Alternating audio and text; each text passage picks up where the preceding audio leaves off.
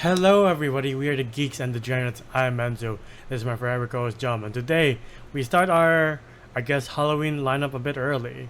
Because today we're talking about Misery, the movie based on the Stephen King book of the same name. And yeah, it's not really horror, I would say, but it is, the character is quite... I would still say that because it's like more of a real thing. Yeah. Won't you say, like, with K-pop and like pop idols being more famous? For sure, there are some kind of situations kind of like this. You know? Yeah. Yeah. The realism of it, that it could happen to anyone famous at least, is quite terrifying. And like, Paul Sheldon is not the most famous author, but he is beloved, and he just wants to move on with his writing career. And Wilkes is just this brick wall that won't move, and he just has to find a way to escape it. Yeah. Such an interesting horror, though. This is the part where, like, you know how Stephen King horror is like a bit odd. Yeah, Now it kind of strays away from the conventional ghoul or ghost that's like probably haunting a school or something like that. I don't know. Uh, this where Stephen King has like a killer clown and like killer birds. Wait, no, that's Hitchcock. But like, anyway, yeah, this kind of leads into that. I'm like, I was so at the edge of my seat first time watching this back in the day, and it was so nice revisiting it because I was like, not gonna. When you said we're doing Misery, I was like, I don't know if I want to watch Misery again. mm. And I rewatched it. I was like, fuck, this was great. Yeah, You know, I'm like, man, shut the hell up. This is a really good movie, and I love it. Where you just have this fanatic, and she is the villain, and I'm like, this is quite unique, especially for its like, for when it was made. yeah. And like, it's confined to just one space, and that adds to the tension because Paul Sheldon isn't going anywhere, and the fact that he is crippled for most of the movie, where he survives a car accident, but his injuries take time to heal. And it's not like a quick fix when he miraculously knows how to walk again and can move his arms properly. It takes time.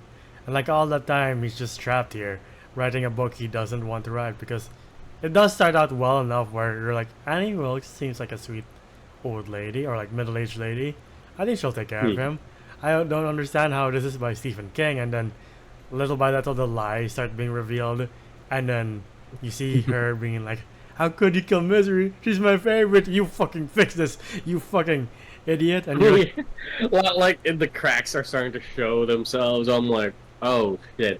yeah, Yeah, like she's like saying, the roads are closed. You know, yeah, snowstorms ain't gonna get us anywhere. Phone lines are dead, yeah, and you're just like, well, from the right off the get go, you're kind of like, it's a horror movie. So I'm like, do I trust that? But she seems very sweet. You know, yeah. the actress playing her, God, what was her name? Kathy Bates. Kathy Bates, fucking amazing actress. Yeah, I saw her in other things before Misery, but for some reason she's kind of like she cannot be unseen as that character. the girl from from Yeah, Misery. I mean, it's like how for me, it's like how I've seen Bill Skarsgård and other things, but like I can never unsee him as Pennywise. I'm like, Or Giancarlo Esposito. oh, like any bad guy, like when he Yeah, starts yeah. playing a good guy, you're like, I don't trust you. I really don't. What you mean? Yeah, You know, but yeah. Anyway, going back to the movie, yeah, like again, it's a very unique setting yeah, because the character here very defenseless. Like you would say, like a 40-something-year-old against maybe another 40-something-year-old little lady. yeah, Yeah, you would think the guy would win, but here he's crippled, so like the stakes are a little bit higher. So I was like, all yeah, right, all right. I feel the helplessness. I feel like the tension when he has to figure things out. Like he gets like a hairpin, turns it into a key so he could unlock the door, yeah, or first hiding the pills, the pain medication yeah, underneath his bed so he could drug her. I was like, Yeah, you gotta start thinking outside the box, which made it more intense. And I'm not gonna, I really want to watch this again. Yeah, same here. Like the fact that like when he ventures out and he has to make sure everything is in place because Annie Wilkes is the kind of person who will notice something like that, and she does notice, and like he does suffer the consequences of that.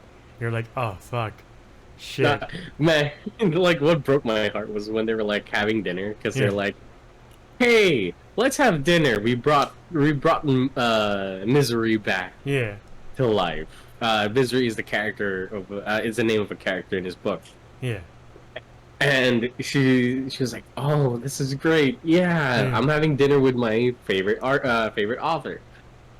And he tries to drug her yeah, by putting the drugs in the wine, and she messes up by toppling over the candle and yeah, then her wine glass. I was like, yeah, and he's just like, that's when I was like, "Oh, fuck. And then like it's not just that she wants him to make another book. It's the fact that she wants him to make another book based on her what she wants. Like he tries to solve this mystery of like how the fuck am I supposed to bring this person back to life when in that century that by childhood that by childbirth is like a natural occurrence, unfortunately.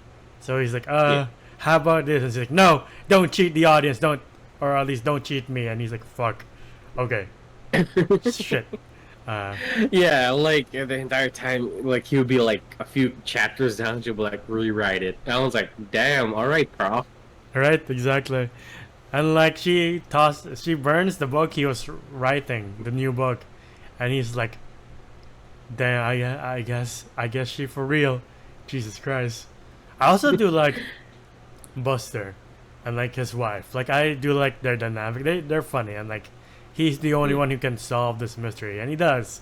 Unfortunately, it just ends up pretty badly for him. That's the part where I'm like, his actions kind of led nowhere. Right? I felt bad because you saw that he is a pretty good detective, where he's like, "All right, this is kind of weird. Somebody pried open the door. Yeah. He didn't get out. It Yeah. was pried open." And then he'll be like, "All right, I'll start reading the book," and he gets that phrase, Yeah. and then he starts piecing it all together, and then he goes through what the 80s considered the Wikipedia of the time, Yeah. the library. He's in the library and he's searching up all these old newspapers, and he gets her a little news clipping, and she has the line from the book, and he's Yeah. like, "There it is." Yeah. But I was like, it was such good build up. It was good, but then it kind of went nowhere because does find her caught in the act, and then he's like, "Miss," I was like, "Oh, it's you," and he gets like a hole blown into him. I was like, "All right, Yeah. well, that's it." What was the point of following him around? I guess Stephen King wanted us to get this sense of false hope of maybe there is outside intervention, but like it's all I up to Paul. guess. Uh, I guess. yeah, I do like the fact that both Buster and Paul uncover Annie's past the same time, about the same time, and like you're like, Hmm. oh fuck, she's a child killer, and she's fired, and then she was let go. Oh fuck, and her husband didn't just leave; he fucking died under mysterious circumstances, and you're like, odd, and like the wine spilling is bad, but like the part where I'm like, I don't want to watch that again is the fucking clubbing scene. Ah, Lord, Fix It Felix over here, just like going off and like, "Hey, so they used to do this back in when we enslaved the Native Americans." Yeah.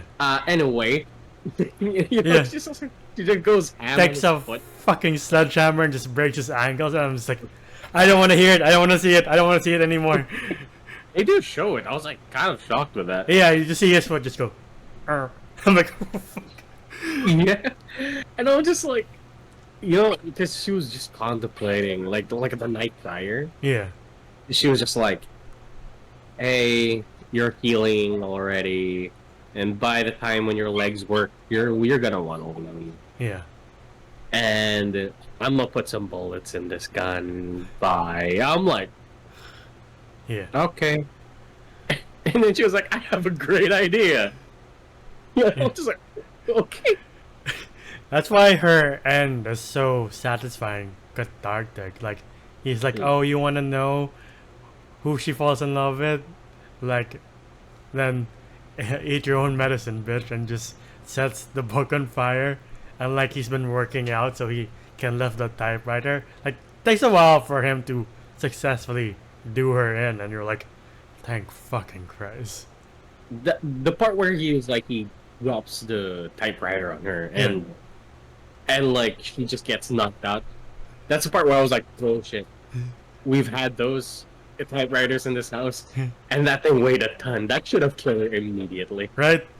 And it's one of the it's one of the Stephen King movies that ends nicely, and you're not like, that kind of doesn't make sense, right? It's not like The Shining where you're like, yeah, I don't think this is a happy ending. But for Paul Sheldon, obviously, like he gets to live his life peacefully from now on. It's just a weird occurrence. Like, no, this and The Shawshank is like, at least the characters definitely have a happy ending. It's not like it where you're like, at what cost did we win, or other Stephen King books and so forth. I forget how Cujo ends, to be honest. Same here. Oh, we should do that. Yeah, definitely. Yeah. Maybe by the tail end of Halloween. Yeah. Anyway, oh fuck, we should do The Mist. The TV show or the movie? The movie. Alright, go. The Punisher one. Yeah. Oh god, speaking of like horrible endings. Not horrible in like, oh shit. Not horrible as in like it was bullshit. Yeah. It just lives with you forever.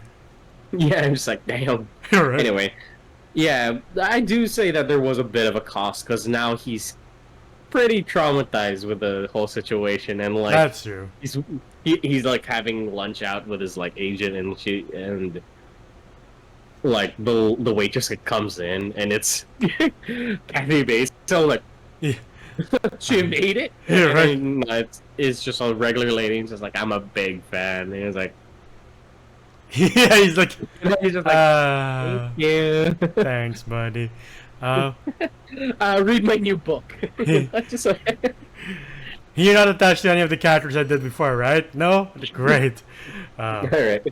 But yeah, what would you rate this movie? Yeah, for Misery, I say this is a great Goldilocks zone kind of deal, because, well, for me, I have a girlfriend who does not like horror movies. And she doesn't like the ghouls, she doesn't like the gore all that much. But I say this is in the Goldilocks zone of like, I think maybe I could watch this with her. You know, like if we have a partner that's not too keen on the ghost thing or gets scared easily, but still want like an intense thriller, this is it. You know, like this is one of like majority of like the Stephen King stories that I really do like. And yeah, like it ends up with a nice bow. The actors are great. Like the actor for, I think his name is like James Mann or something like that. Caan. Huh? James Caan. Caan, my bad. Yeah. Everybody did an amazing job here. But I will say, I would give it like a fair 8 out of 10 or 8.5 out of 10. Okay. Like it is a really good movie. And if you need a Halloween thriller, this is it. Alright. I'll give it an 8 as well. I do love the performances of both the main actress and actor. I think the fact that it's confined to the small, tiny, like, Midwestern house, you're just like, oh fuck, what do we do now? Fam, I have no idea what I'll do if we're stuck here. I think I'll just be like, fine, here's your fucking book. Leave me alone. I didn't get killed anyway. But no. Yeah, it's a good movie. And like the first time I watched this, it was, pre-lockdown. So I was like, I can't imagine being in the same place for months and then fucking lockdown happened. I was like, fuck me, Jesus Christ. We were all wrong. Well, hey man, at least there's no lady breaking your ankles. That's true. But yeah, that's been our video for Misery. To the audience watching, what's your favorite Stephen King book or movie? Whatever it is, comment down below. I'm still trying to get through it. It's a thick book. It's fucking thick, like two C's. There's a what in the encyclopedia? Yeah. No. Not for me. I heard there was a space turtle somewhere in there. Yeah. There's also an orgy that I don't think we can talk about. Why? I don't know, Yeah. Stephen King, man. He was All high right, on cocaine when he wrote most of the books. But yeah. Oh, Um, understandable. if you like our videos, please leave a like, subscribe, and ding the bell icon to get notified of when we upload next. We're also on Spotify and TikTok to see our best and funniest moments and our reactions to trailers, and Spotify to hear us on the go. In the video, I'm Zoda's Voices on TikTok and Wolf on Letterboxd. Where can they find you? You can find me at _on Instagram. It is Maricon. And until the next time, we'll see you then. Bye, everybody. Ciao.